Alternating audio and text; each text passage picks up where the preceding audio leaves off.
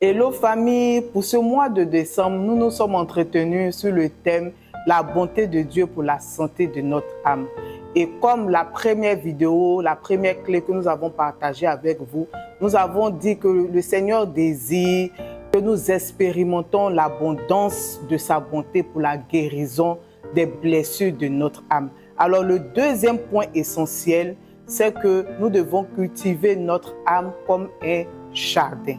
Alors je lis cette parole en Jérémie 31, le verset 12 qui nous dit « Et ils viendront et exulteront avec chant de triomphe sur leur hauteur de Sion, et ils affluteront vers les biens de l'Éternel, au blé et au mou, et à l'huile et aux fruits du menu et du gros bétail.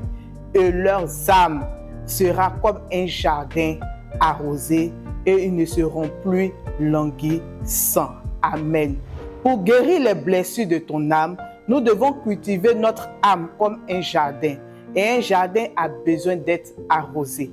Comment arroser notre jardin? En premier lieu, par la prière. C'est l'effort que nous devons faire pour aller puiser l'eau des sources, comme cette femme samaritaine en Jean 4, pour accéder à la présence de Dieu. En deuxième point, c'est avoir accès au lieu du repos. Une fois dans la présence de Dieu, nos efforts sont soulagés et nous commençons à expérimenter la paix de Dieu. En troisième point, c'est l'aide du Saint-Esprit. La paix de Dieu nous donne à nous recueillir profondément dans la prière et à commencer à laisser le Saint-Esprit intercéder pour nous.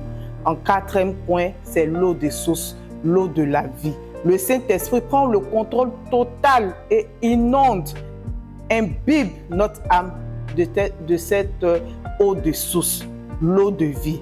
Notre âme se laisse remplir d'une extrême tendresse d'amour.